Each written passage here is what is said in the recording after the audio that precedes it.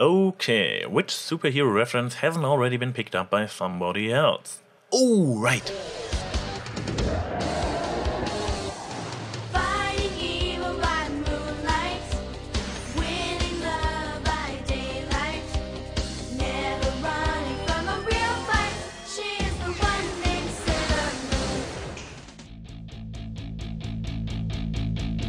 Fili-Second,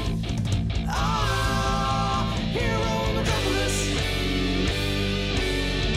Fili-Second. Hello out there, this is the AnY Pony and welcome to my analytical top 5 yay and nay list for Power Ponies. Okay, before we delve into what is good and what is bad about this episode, let me talk about something that is strange about it. 3 writers, including Headmistress McCarthy, returning veteran Charlotte Fullerton, and the new gal in town, Betsy McGowan, who apparently only joined for that one gig, call me cynical, what would actually be rather accurate. But such a setup makes me a bit skeptical. I mean, how do you write a third of a 22-minute episode? Well then, let's find out how that turned out. Number 5. Neigh!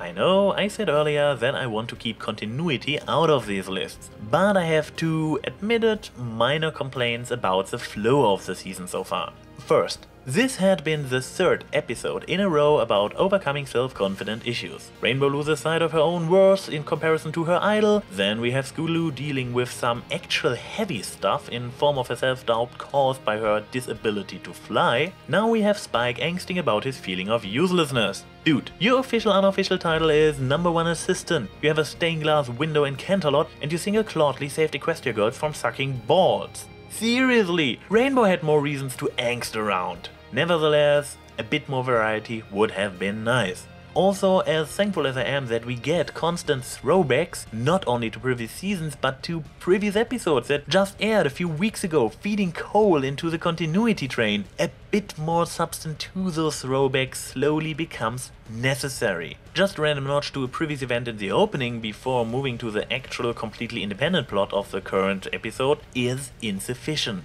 A great beginning for those substance issues would be number 5. Yay! Giving us some meaningful development with the whole castle subplot. The castle of the two sisters has literally been part of the series from the very beginning, having been featured for the first time in Friendship with Magic Part 2 and forgotten for the entire rest of the first 3 seasons. Now it is back and has already nearly as much screen time since the beginning of Season 4 as Princess Luna has in the entire series. This fact, in addition to the restoration activities, suggests the assumption that the writers have certain plans for the castle. A fan theory I came across multiple times by now, most recently in Calopsic Brony's take on Power Ponies, is that this castle could become Princess Twilight's residence. That would actually be a rather smart move. It would give the whole princess title thingy actual weight, but it would not force Twilight far away from her adoptive home Ponyville and her friends. Number 4. Neigh! I am appalled by a certain fact that has been revealed during that episode. Antony C, feckless hobo extraordinaire and 4th Earl of Dorish, is in reality just an ordinary member of an evil minion barbershop clone army. You can't fool me with your dyed fur anymore, Tony Pony, or should I say barber hench pony number 14?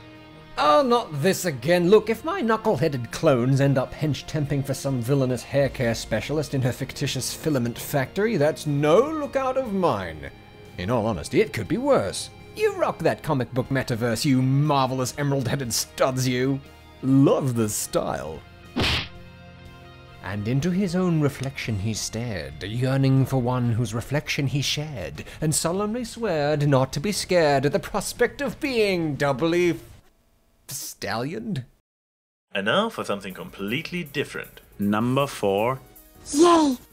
The core idea for this episode. I am aware that the particular concept of taking the main 6+ dragon literally into a comic book world does not resonate well with everybody, but as far as I was able to observe, whoever has a passion for Western superhero comics and related media can get a lot of enjoyment out of this episode. Power Ponies was one ongoing firework of homage/parody to that particular genre. It is riddled with self-awareness, self-referential humor, and very character-driven jokes. The setting was interesting on its own merits, but also a nice reflection of the cliché comic book world. It may not be the deepest, smartest or most progressive episode, not at all, but one of the most entertaining, at least if you are open for the whole superhero setting. Even so... Number 3.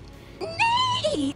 Sometimes they were trying a bit too hard. While the first main pun Time for the main event. was nicely placed and subtle enough to provide the "I see what you did there" moment, the next one on the other hoof Well, this has been quite the mane-raising experience. not so much. All the moments surrounding Spike getting dismissed either by friend or foe suffer from this aspect especially, but I'm getting to that later. For now, let's focus on number 3. Yay!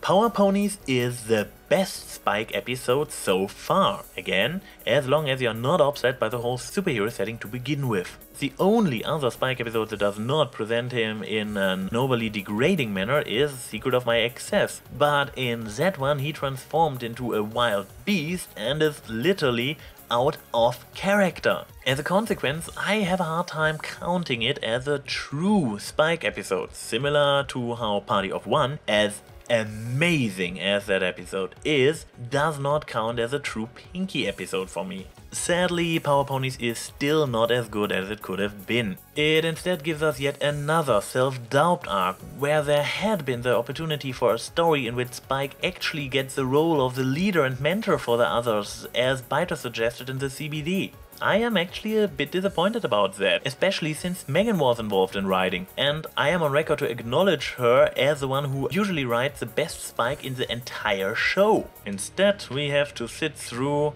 number 2. Neigh! Getting reminded over and over again that Spike is weak, has no powers, his friends not really need him, yada yada yada yada yada. We get it. It's about Spike feeling insecure. If you have to go for that rather generic arc, at least stop rubbing it in our face every other minute. Number 2. Yay! Her most powerful weapons are her horribly bad one-liners. Her level of crazy is on par with Discord, with an insane crackle unmatched in all of Equestria. She unites features of some of the most famous comic book villains. Every single move, line and gesture oozes with cliché. She studied the entire Evil Overlord list and does her best to break as many of those rules as possible. This is, to put it simple, the best MLP villain so far. If she finds a way out of the comic book into the quote-unquote real world, I can die happy. And considering how Daring Do managed to turn from a second-level fictional character to a first-level one just recently, who knows? Maniac. She puts the madness into My Little Pony Friendship is Magic. When the episode started and we got this setup with Spikes and Twilight's late night talk about the story of the comic book, I was like, oh great, now they fall asleep and dream about the whole superhero stuff they just talked about. I was extremely relieved that they did not follow through with the overused and predictable "it was all a dream" explanation to shoehorn the comic setting into the show. Nevertheless, number 1. Neigh! The actual setup they used was rather pointless and contrived after all. It was an enchanted comic book from an enchanted comic book store in Canterlot. Of course! Just check out diverse other Bro analysis videos for their suggestions for better implementation for the whole superhero arc. In the writer's defense, they included the setup as entertainment and smart as possible, but it still makes you scratch your head how this ultimate form of immersive medium can be a thing without actually being a thing. Now for this episode's crowning achievement. Number 1. The brilliant implementation of the superpowers of the main 6. Digi sounds rather disappointed when he points out that the powers they gain in the comic book world are pretty much the powers they already had. But that is exactly what makes it so great. We see how the main 6's abilities translate into superpowers. Sure, mixing stuff up, like giving Twilight super strength, which would involve close quarter combat instead of her usual magical beam, would have been great fun as well, but they had to choose one direction to go, and the latter one would have been an amazing story in itself, yet it would have distracted from the more they intended to build upon. to outstanding clever translation had been the powers of Pinkie Pie and Rarity. The former playing tag with the minions was exactly what you would expect from a speedster Pinkie, and Rarity's use of her power feels totally natural for her and allows her to hold her typical level of elegance. While Fluttershy's transformation did not steal the show for me personally as much as it did for many others, the build up towards it was so damn fitting for her.